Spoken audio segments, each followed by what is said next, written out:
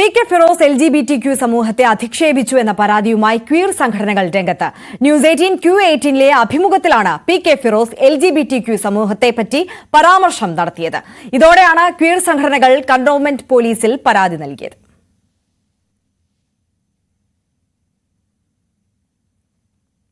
AI-ക്കെതിരെ വലിയ സമരം ഭാവിയിൽ ശക്തിപ്പെടുമെന്ന് CPM സംസ്ഥാന സെക്രട്ടറി MV ഗോവിന്ദൻ.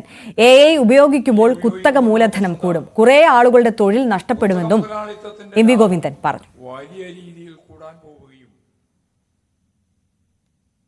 കരുവന്നൂർ സഹകരണ ബാങ്ക് ക്രമക്കേട് പാർട്ടിയെ പ്രതിരോധത്തിലാക്കിയെന്ന CPM-ന്റെ തൃശൂർ ജില്ലാ പ്രവർത്തന റിപ്പോർട്ട്. കരുവന്നൂരിലേത് നീതീകരിക്കാനാകാത്ത നടപടിയാണ്.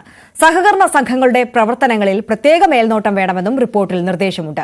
നേതാക്കളിൽ ചിലർ പണത്തിന് പിന്നാലെ പോകുന്നുവെന്നും സംസ്ഥാന സെക്രട്ടറി MV ഗോവിന്ദൻ അവതരിപ്പിച്ച സംഘടനാ റിപ്പോർട്ടിൽ വിമർശനമുണ്ട്. പ്രവർത്തന റിപ്പോർട്ടിന്റെ പകർപ്പ് ന്യൂസ് 18 ലഭിച്ചു. കരുവന്നൂരിലുണ്ടായ വീഴ്ച ഉൾക്കൊള്ളുന്നതാണ് CPM-ന്റെ തൃശൂർ ജില്ലാ സമ്മേളന പ്രവർത്തന റിപ്പോർട്ട്. കരുവന്നൂർ ബാങ്കിലെ ക്രമക്കേട് ജില്ലയിലുടനീളം പാർട്ടിയെ പ്രതിരോധത്തിലാക്കി. നീതീകരിക്കാനാവാത്ത നടപടി സഹകരണ മേഖലയുടെ വിശ്വാസ്യതയെ തന്നെ തകർത്തുവെന്നും ജില്ലാ സെക്രട്ടറി MM വർഗീസ് അവതരിപ്പിച്ച പ്രവർത്തന റിപ്പോർട്ടിൽ പറയുന്നു. പിന്നാലെ MV ഗോവിന്ദൻ അവതരിപ്പിച്ച സംഘടനാ റിപ്പോർട്ടിലും രൂക്ഷ വിമർശനമാണ് ഉയർന്നത്.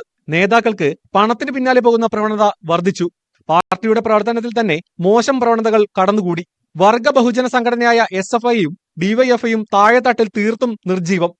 പലയിടങ്ങളിലും യൂണിറ്റ് കമ്മിറ്റികൾ പ്രവർത്തിക്കാത്ത അവസ്ഥയെന്നും സംഘടനാ റിപ്പോർട്ടിൽ വിമർശനമുയർന്നു. തൃശൂർ മേയർ MK വർഗീസിനെതിരെയും പ്രവർത്തന റിപ്പോർട്ടിൽ പരാമർശമുണ്ട്.